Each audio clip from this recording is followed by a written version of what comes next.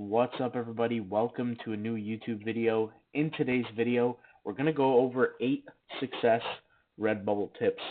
Today's the 10th of February. We've officially passed about, I think, 41 days or something like that of the new year. And so it's been a lot of designing, a lot of work, a lot of uploading to Redbubble. And I figure, why don't I give my 8 tips to Redbubble for today? And of course, my tips might change in the future. There are different things that I like to focus on. But these are things that I just feel are important for everything that I'm doing now. And so I figured I'd share them. And let's go ahead and jump right into it. So the first tip is going to be number 1.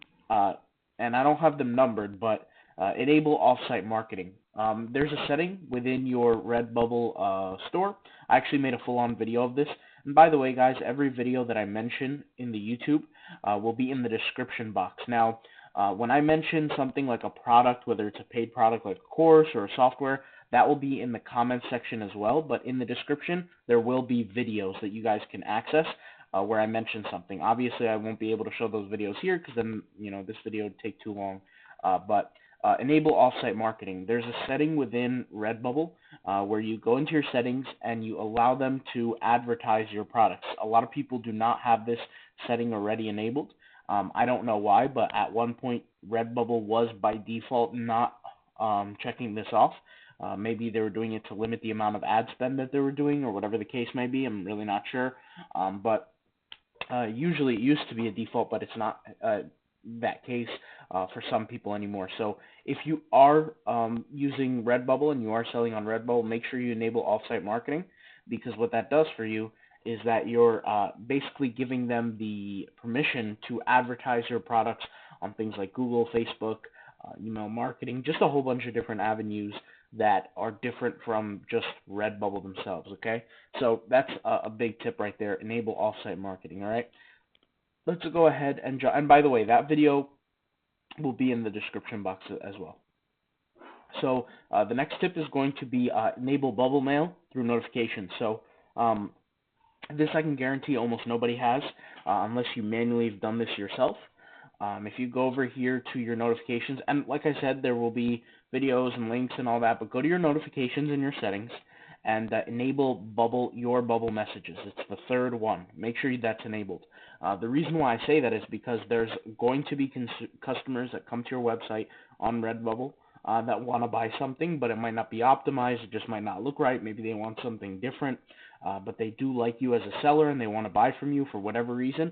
They will message you. And when you start to get a certain amount of volume on your Redbubble store, a certain amount of traffic, a certain amount of attention, you're going to get to the point where you're going to be inundated with messages. I'm talking, 5, 10, 20 messages a day of people saying, hey, can you do this? Can you upload this? Can you fix this? I want to buy this, XYZ. And so you won't know that they're actually messaging you. If you're like me, you have multiple Redbubble accounts, it's hard to log into every single one every single day because I like to generally focus on one account per month. And when I focus on that one account per month, I'm not focusing on the others. So it's best to just enable it here through email marketing. And basically, when somebody sends you an bubble message on Redbubble, you'll get the email for it. And this is by default not enabled. So you do want to enable this. And so whenever somebody messages you, like I said, and it's on a different account that you're not constantly checking, you're going to get the email and it's going to say, hey, somebody messaged you. You're going to click on it. You're going to log into that account and message them back and offer them whatever product you'll have. So that will help you boost up your sales as well. Okay? Let's go ahead and move on to the next tip.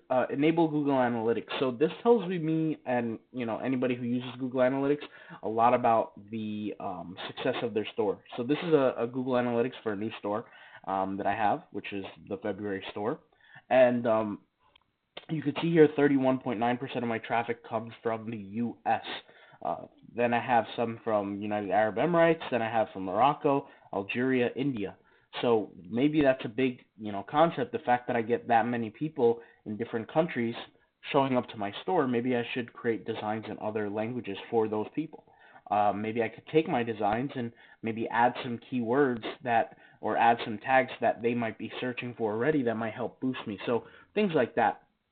And you also want to essentially cross-reference your traffic with your sales. Where are your sales coming from? Where's your traffic coming from? And thankfully, Redbubble does give us that information. You know, if it's the payment is coming from the UK, or if it's coming from the United States, or really where it's coming from. That's a big deal because we get to see, you know, who's our current customer base and can we expand on that level, right? So I have a video on how to enable Google Analytics. It's actually very, very important. And so if you want to learn how to do that, it's a literally like 3-minute video or a 4-minute video, something like that. If you want to see it, I will link that in the description box as well. Okay, let's go ahead and move on to the next tip is create your designs upfront for the week. So whether it's for the week or for the month or for whatever it is, I always recommend doing it upfront. So I don't always recommend it, rather. I apologize about that. I recommend it. I maybe said that recommendation once on here before, but now I'm going to always be recommending it. I just feel like it works better for me, where, you know, sit down maybe for an hour, 2, 3 hours, 4 hours, maybe even a whole day, whatever the case may be, and just sit and design as much as you possibly can. Now, if you're in the design course, which is autopilotpassiveincome.com, POD design course, I've shown how to make 60 designs within 34 minutes, and I've done it live. So if you're on that course, you can sit down for 2 hours, 3 hours, and create hundreds of designs. And those hundreds of designs could last you for, you know, depending on how much you upload a day, but they could last you for weeks, up to a few months, depending on how long it takes you to upload each design. So if you want to learn on how to do that and how I did that, along with some other content on designing and things like that, head over to autopilotpassiveincome.com. Check out the POD design course. We will be adding more content. Right now we have 30 lessons in the course, and those 30 lessons are essentially what make up the $39.99 price. Of course, there's also bonuses included, by the way, in the course. You get free graphics, you get free fonts, things like that. But as we add more to the course, the price of the course will go up. So that is the design course, which, like I said, I'll leave in the description and in the comment box as well, okay, in the pinned comment. The next tip is going to be go back and enable newer products. So this is something let's face it, we all probably have not done. Even I have missed out on a lot of products that I haven't enabled, but I always like to go make sure that, you know, at least I'm doing this once a week, go back into some of the older products and make sure, especially if it's an older store, make sure that, because I do have some older stores with, you know, hundreds and thousands of designs now, and so go back, enable the desk mats, enable the mouse pads, enable the hats, enable every product that's currently not enabled. And you never know what a consumer is willing to buy. Maybe they're looking for that, you know, that special design, that special product on that special oddball product, right? It could be a mask. It could be, you know, maybe you didn't optimize it for a duffel bag or for a backpack, whatever the case may be. I'm telling you guys, that's where the profits come from when you enable the oddball products. And that brings me into my next tip, which is optimize for specifically odd designs, right? Not just newer products, but odd ones. So a lot of people ditch products like the backpacks or the duffel bags or the leggings or, you know, any kind of other product that they think that doesn't get a sale. You know, I see a lot of people optimize for maybe only t-shirts and stickers, and then they just forget about the rest. But you want to really take the time and optimize for all products because you can get bigger products. In fact, typically the weirder the product is, like a backpack or something like that, duvet cover, you know, whatever it is, you can make a lot of money on that. Like, you can make a lot more profit. And there's less of those on Redbubble. So if in terms of competition, you kind of get a leg up on that area. Obviously, you know, the search engine is not all of it. There's parts to it that where you could be successful outside of it. And I'll actually make a video on kind of what that is. But SEO matters on Redbubble. It just matters to a point. Like, there are other things that you could do to help improve your sales and things like that. But at the end of the day, optimize for the odd products. Those odd products, believe it or not, will get you sales here and there. I've had moments in time where I've walked away with $30 of profit on a single product. That was an odd product that I, you know, boosted up the rate on how much I charged for it because I felt like I was the only one in that area that was creating a decent enough product that people were actually going to buy. So you guys give it a shot. You know, give it a shot and let me know what happens. But Finally, for the last one, optimize for your tags for sales and not visits. Majority of the products on Redbubble are not optimized for sales. They're optimized for visits. So when I say visits, a lot of people focus and they think that traffic means sales, and traffic does not mean sales. You can't walk away with store visitors and put them in your wallet. You need to have sales. I see a lot of people bragging and boasting in forums and videos and things like that, which there's nothing wrong with to brag and boast about your success. But if you're getting visits and you're not getting sales, it's not even like, what's the point in that? In my opinion, there's nothing to brag about in that notion. Um, go check out your visits. All right, if you're getting visits on your products, it doesn't necessarily mean that people are, or impressions rather. If you're getting impressions on your products, it doesn't necessarily mean that people are interested in buying. Even if the people click, doesn't necessarily mean that they're interested in buying. They can click for whatever reason. We all know that conversion rates are about 2% to 1%. So all of the traffic that you're getting, right, 2% of that, if not 2%, maybe 1%, are going to buy. So if you're not getting, like if you're getting to essentially, let's say 1,000 visitors a month, it's not that much, because if you think about it, how many sales is that? 10, 20? It's really not that much. So um, you got to be aware that the way you tag has everything to do with the amount of sales you get. And also design, and I've said this before, but you can't create the best designs ever and not tag at all and expect to make money. And you also can't expect to have the best tagging strategy in the world, but the worst design quality and expect to make money as well. It just doesn't work that way.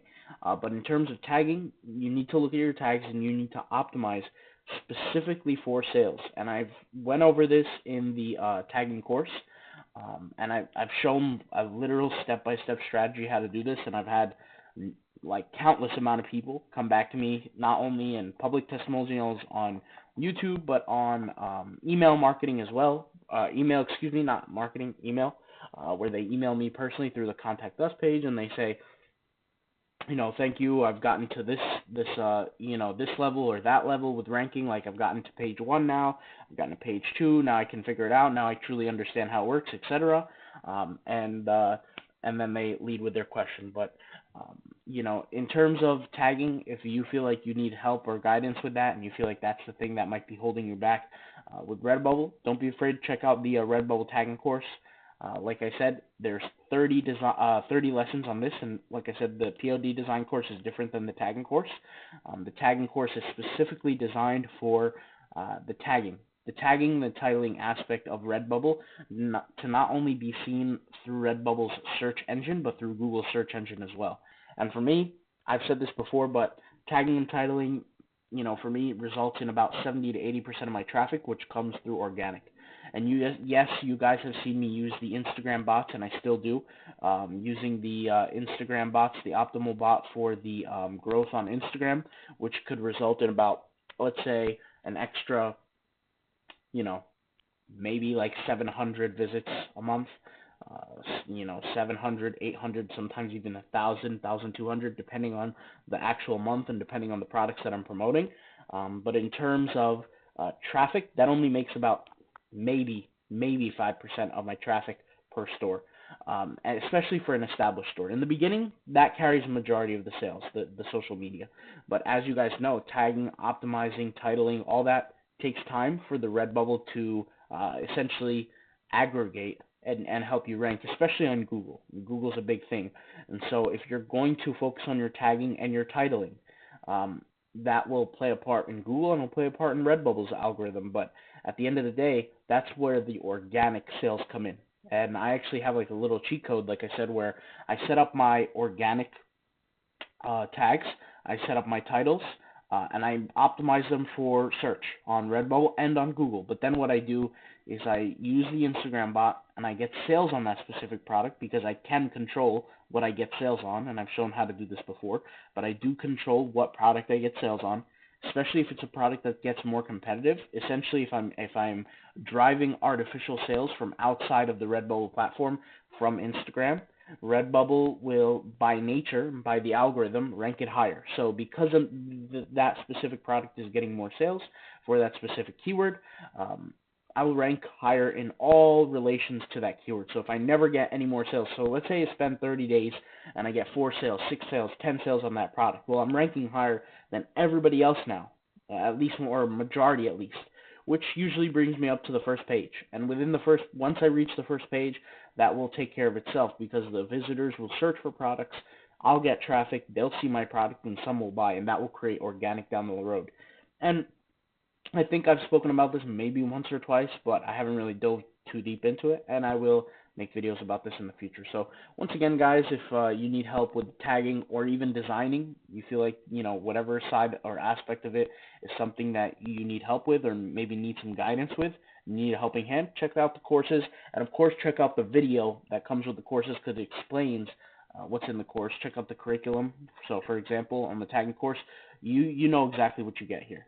There's no secrets. There's nothing like that. So it's right there. You could read through, see what you get. But that's kind of everything for today in terms of the tips. In terms of the videos, the free videos that I mentioned, I will leave them in the links in the description.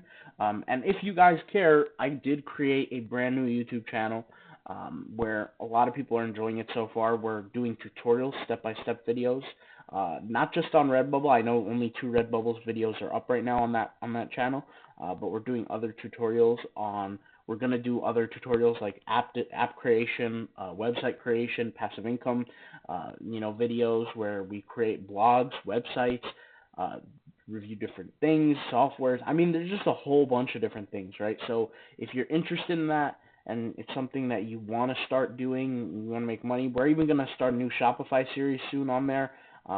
You create your own print-on-demand website from scratch. If that's something you're interested in, go check out that channel. I'll leave the link to the new channel as well. So definitely go check out the resources, the links. There's free links, there's paid links, there's basically everything you need to help give you a leg up on the system, all right? I'll talk to you guys later. Thank you guys for watching. Peace out. Bye.